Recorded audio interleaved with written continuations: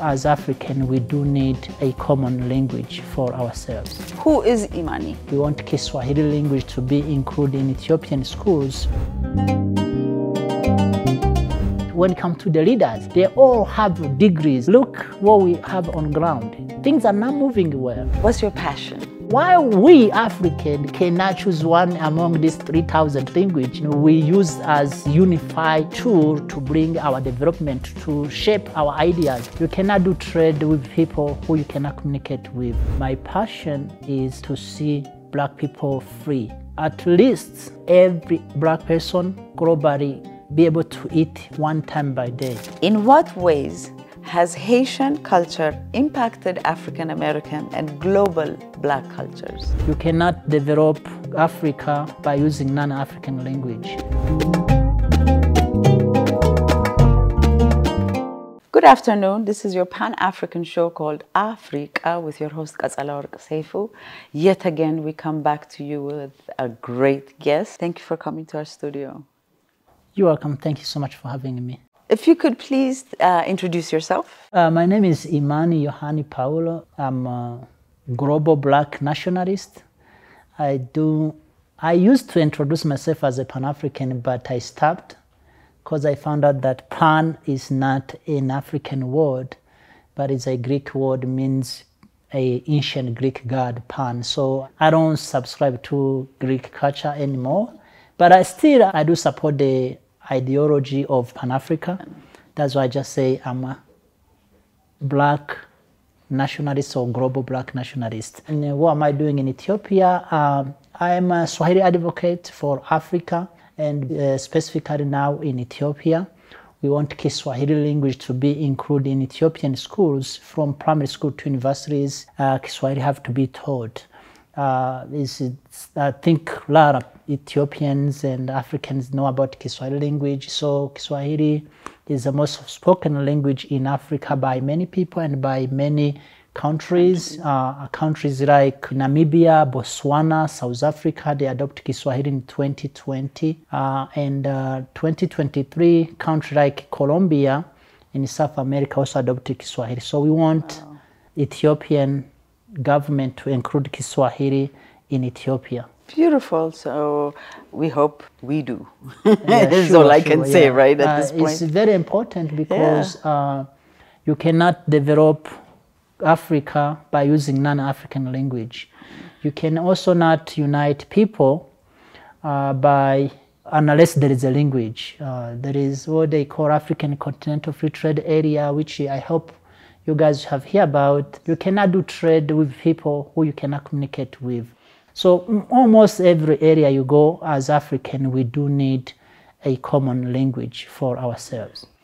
Brilliant. Who is Imani? Where are you from? What's your passion? Where I'm from, of course, I'm from Africa. That's my pure identity. Everywhere I have lived, I always tell people I'm from Africa, and that's who I am. I grew up in Tanzania. Of course, I lived in America for almost 14 years. And my passion is actually to see Black people free. At least if we can get every Black person globally be able to eat one time by day. We don't ask too much.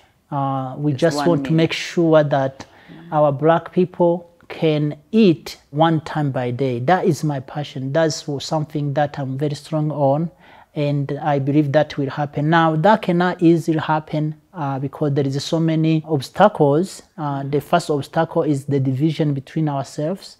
We share common identity as Black people globally. There is no question about that. We are treated the same anywhere you go, either in India, either in the Middle East, either in Europe, either in American continent. We Black people, we are treated the same way. So we have a common problem or struggle. But if we don't unite, we cannot reach to the extent of having one meal by day. A lot of people are dying hungry, by the way. Yes. I think a lot of people don't know about this, but that's true as a fact. No, really. Yeah, even though we have so much resources, but still our people are dying hungry. So that is my passion, that eventually we should have every Black person be able to eat at least one time by day. Those who want to eat more, no problem.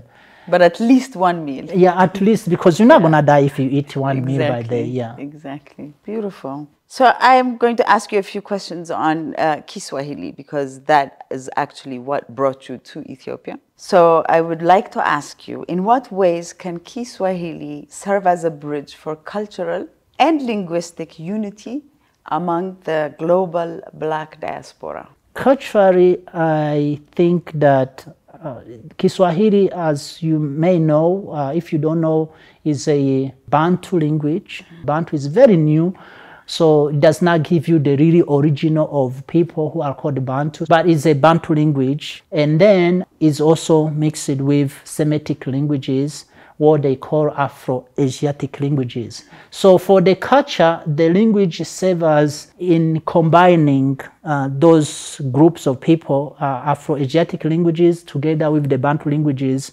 and they make a very good combination, that interaction that makes whole Africa actually, or Black people generally, because even those who are in diaspora, they all came from Bantu people.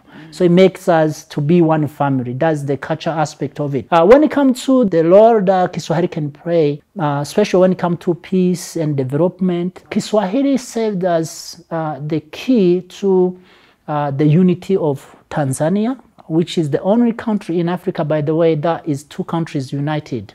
Tanganyika and Zanzibar. Zanzibar is a little or long older country. Tanganyika is a combination of so many kingdoms, more than maybe 100 ethnics. So they become one country, and then now we have two countries separated and peaceful, living peaceful with 123 ethnics. So Kiswahili is the key to drive that unity and the feeling that they are one person. Even though they have different background, there is religion also division in the United Republic of Tanzania. More than they used to be like 55% were Muslim. I don't know where they are now. The other ones are from different religions like Catholic, Anglican, Pentecostal churches and things like that. But still at the end of the day, Tanzania have a peace. So that is, for instance, for the part of like African America, for instance, I think since you've been in America, you would understand what they call Kwanzaa in terms of culture as well. Kwanzaa is a Kiswahili word meaning the first. So it's symbolizing the first fruit. People like Dr. Maulana Kaleng and other people, almost everyone who Pan-African who came before us, they always insist on Kiswahili language. These people like Dr. Abdul Karim Muhammad, most of Pan-African, Malcolm X as well. So they choose Kiswahili to be the leading in terms of bringing people together, but also bringing the culture of African together. Even though these people, they were taken from West Africa for slavery time, at the end of the day, because they are Bantu, so they found Kiswahili to be, to connect to them. Like I say, Kwanzaa, the 7 pillars of Kwanzaa, they are all in Kiswahili. The last one is Imani, which is my name as well, means faith or belief.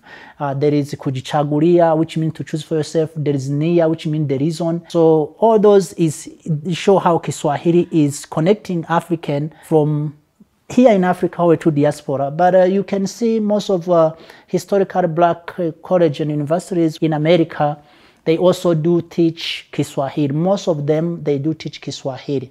As I said, Colombia, they are adopting Kiswahili. Cuba as well, the Black people there, they are adopting Kiswahili. So Kiswahili it can play a very good role because it's growing in Africa. It's an colonial language. That's number one. Number two is not ethnic language. So no ethnic claim Kiswahili language.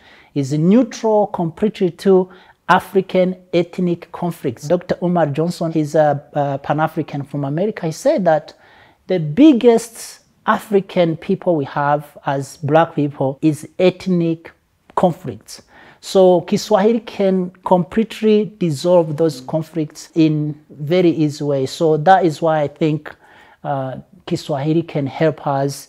Any country in Africa either is facing religious issues, is facing ethnic issues, or any other issue may come around in region issues, Kiswahili can serve as the tool to end those conflicts. Wow. I want to ask one question. When they changed, or was it changed from Swahili to Kiswahili? How did that transition happen? Why did that transition happen? Well, it was not changed, it's still the same. It was always there. Yeah, so people who are foreigners, we call them Muzungu, which means white people.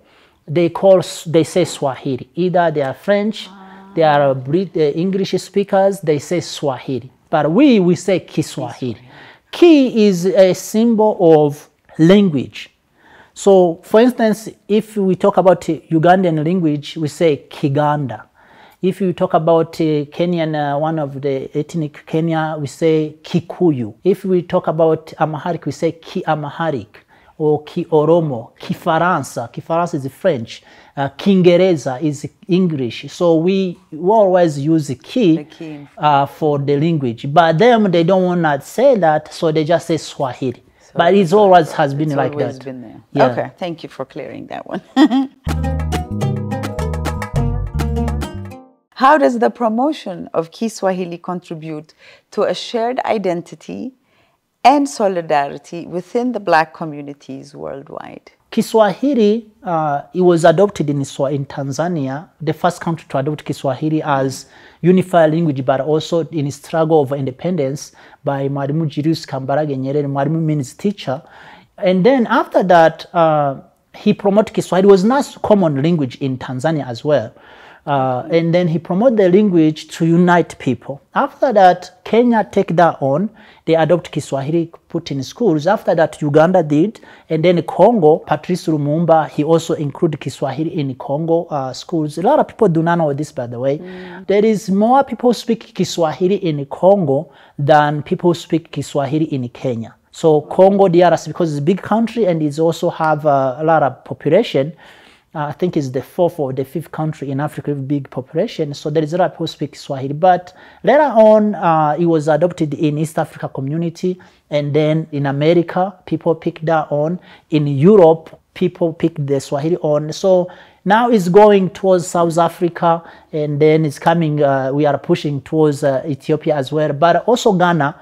During the time of Dr. Kwame Nkrumah, he advocated Kiswahili. It was included in schools until today, actually in Accra, University of Ghana, and Ghanaian Broadcasting Corporation included Kiswahili. Here also in Ethiopia as well. The EBC, which is the Ethiopian Broadcasting Corporation, they had Kiswahili on radio, but later on they removed that. You mean on TV or radio? It was a radio that time. It was radio? Yeah, so that time there was no TV yet. Oh, you mean back then? Yeah. Okay, so it would help us unify Africa is really what we're saying. Because the Kiswahili, as I said, is very easy language and is feels so relating to any other language you speak in Africa. For instance, if someone say, I was saying like chai, you know, if you say chai, Ethiopian, they will know what you are talking about, or completely, or sahani, which is a plate you use to eat, you know, or misumari, or daftari, or what is that? So many things, minzani, we have or the common miskin, which is maskin in Swahili, or tujar, which is tajiri. So many things. So when someone break down for you, you start to feel like, hey, we are talking the same language. But the same thing when you go to people like from South Africa, Mlango means the door in Zulu language. So Mlima, means the mountain, is in Zulu language. So everyone has something there. A few things that are common. Yeah, so it does really make us to feel like we are at home in this language. I think that it will definitely help us. We cannot go on stage as African people with non-African language. We cannot have one voice as African people in non-African language, you know. It would not be a good idea. I don't think. We try, by the way. We try French. I don't know, back in days, if you remember, the elites, they were sending their children to study French.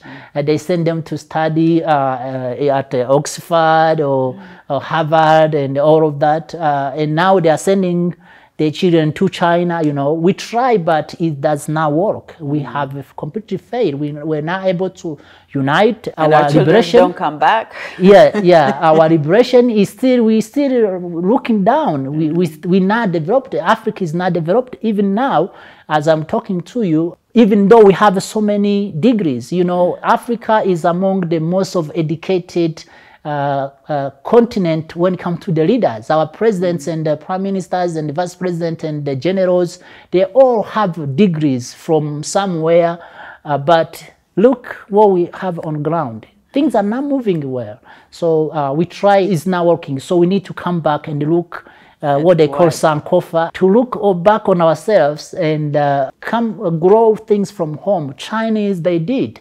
I don't know if you know this, in China there is more than 302 languages. A lot of people will think that when they see, they say, oh, he speaks Chinese or she's speaking Chinese. No, it's called Mandarin. It's one of the 302 languages. Yes, but they choose the one. So why we African cannot choose one among these 3,000 languages, and then we use as unified tool to bring our development, to shape our ideas, to share our information, to share our feeling, to share our struggle, to share our happiness. Everyone look on us like we are one family. Trust me on this. I know. Wherever you go, you're African. You're African. But that's it. Nobody know if you are Ethiopian. No. Nobody know if you are from Mekere or you are from Diredawa or you are from Walega or from Nairobi or from Kisumu. Nobody know and nobody care. Really? You are from Africa, and even if you are born in Jamaica or if born in Haiti or somewhere in England, once you are black, you are just African. Yeah. Well, I'm so glad you brought Haiti up. You know, I've never really had the opportunity to discuss Haiti in a way where we here in Ethiopia or on the continent understand the Haitians. How do we even see the Haitians? You know what I mean? Because of the same way as how we see Jamaicans. So, in what ways has Haitian culture impacted African American and global black cultures? First of all, the name Haiti is not the right way. It's called Haiti. Haiti. And it's from the indigenous people who are living in that area. They are called Taine, Taina people, who were wiped off by European colonizers before when they reached to the island in 14th century, in that area, 14th and 15th century. So it's called Haiti. So more than 95% of people who are living on Haiti or Haiti, they are black people who originate from West Africa. That means from the Congos, the Gabon, the Cameroons, Nigeria, Ghana, who were to Ivory Coast, to Senegal. So they were taken from that area to slavery. So they are black people. Obviously, when you look at them, you completely feel like you are in Africa. Now, some of them were taken from Sao Tome as well. Not that many, but they are. Now, before that time, before they were taken, do you want to know where they were come from before that? Because they were taken in that area, but they come from some other place before. People who are Bantu, the name Bantu is very new. In fact, it's around 18th century old. So it was not there before that. So who these people were called then? Why no one can go beyond that? Sometimes they say they are Niger-Congo languages. For instance, if I ask most of Ethiopian, they will tell you we speak Afro-Asiatic languages, which most of the time it will be this Amharic, Tigrinya, Afan-Oromo, Afar, Somali, all those are Afrotic languages, Afro-Asiatic languages, which they are descendants either of Shem or Ham, one of those two. Cushitic, they are from Ham, of course, because Cush is the son of Ham. That's background historical fact. And the same thing to Semitic languages, they are from Shem. So we know that. But when it comes to Bantu, nobody knows. The Bantu languages, which is the biggest family actually in Africa of language, from Senegal all the way to South Africa and to the east of Kenya and part of Ethiopia as well, they are Bantu people. So the people of Haiti were taken from West Africa, Bantu people. But before that, they originate from Israel actually.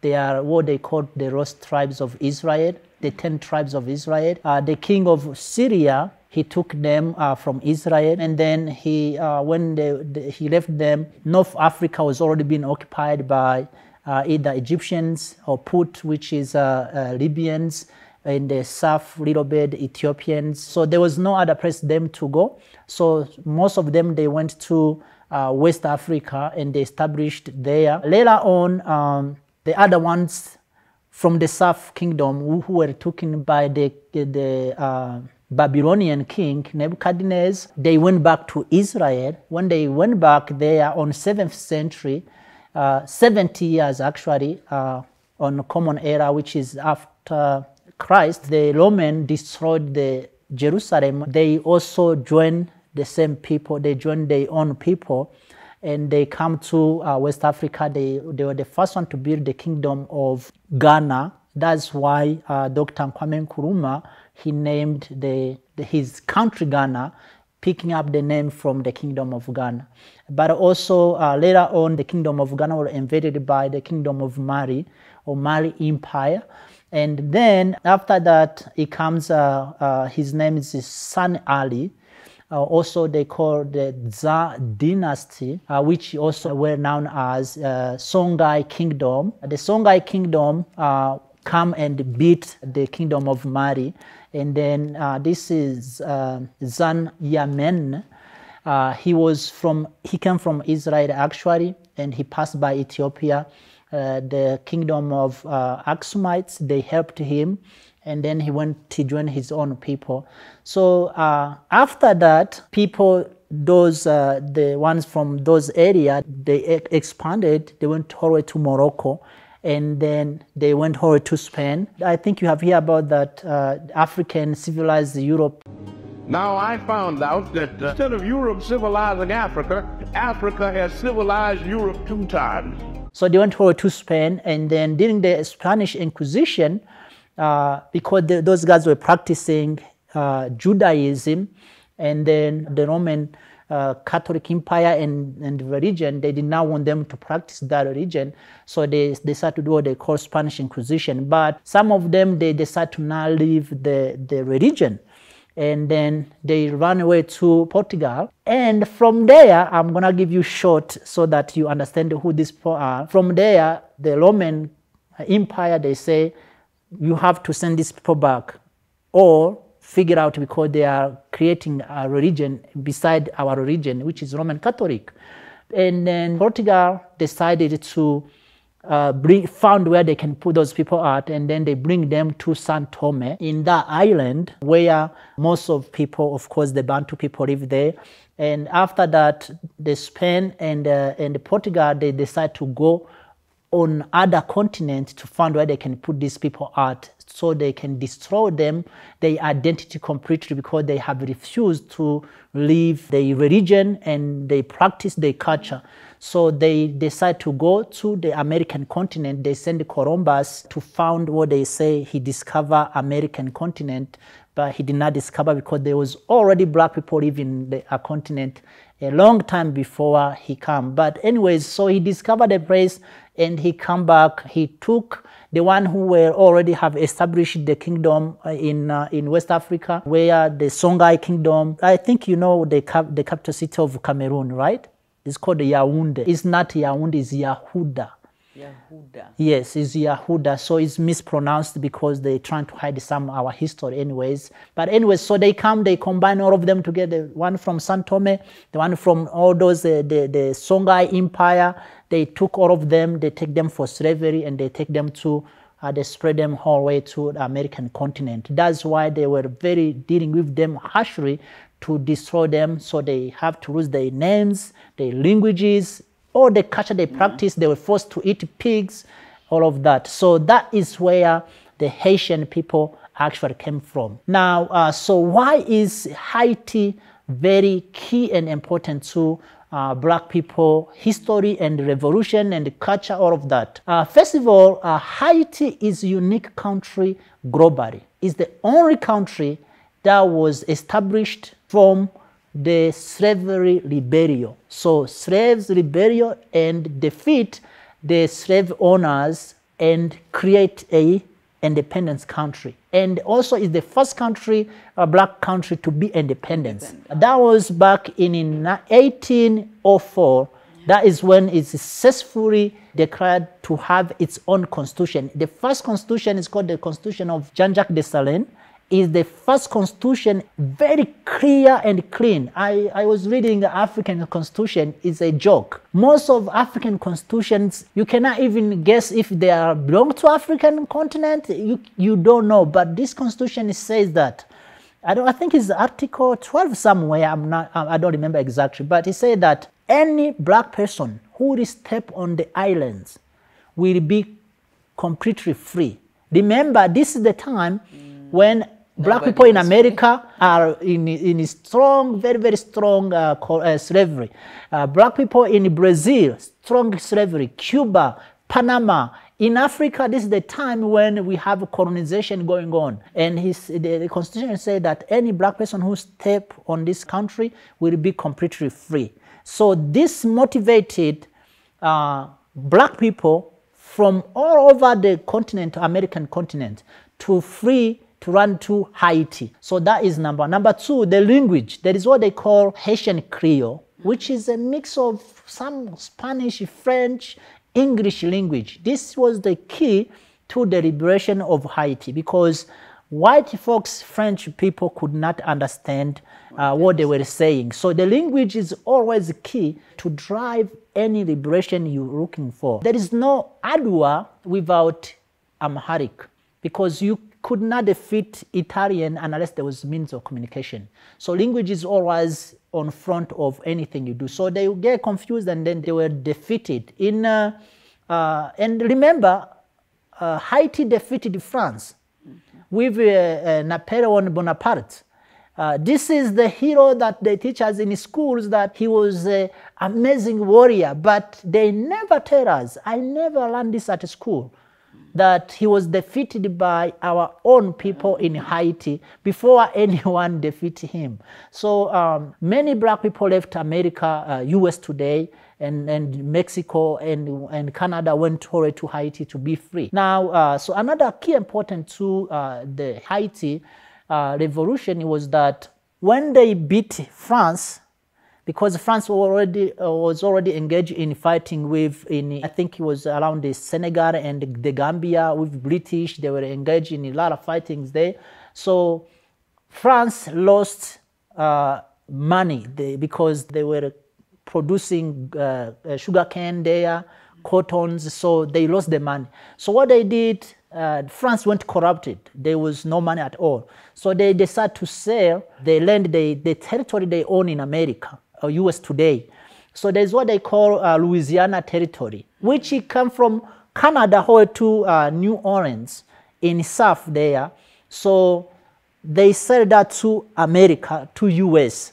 The Americans to give them money to buy so that they can go and buy weapons. Now, if there was no Haitian revolution, America itself, United States of America, will not be the way it is today.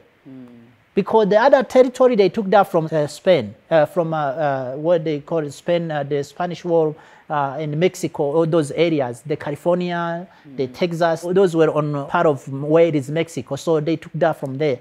Now, but when it comes to the territory itself, it made America to look the way it's look today. Otherwise, it will be the eastern part only. Or if France did not sell the territory, which I think, you know, the Dakotas, the Louisiana, I think Michigan is part of that too, to Alabama, all those, Missouri, all those were the France territories.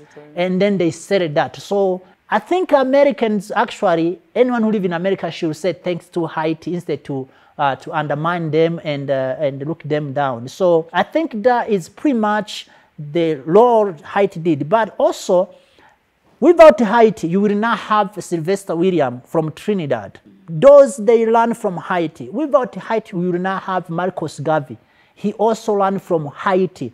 And if you don't have Marcus Garvey, obviously, you don't have Malcolm X. You will not have Malcolm X. Goes. Yeah, you will not have even those, anyone who talk about Pan-Africanism, you will not have that. In addition to that, even African independence will not have took place because Dr. Kwame Nkrumah, who studied in America, I believe in Lincoln University, he studied about Marcus Garvey, but also Haitian Revolution. So then he applied that exactly in Africa. So we will not be independent until today if it was not Haiti. Haiti is very key to our liberation. Very true. What lessons can modern movements learn from Haiti's fight for independence?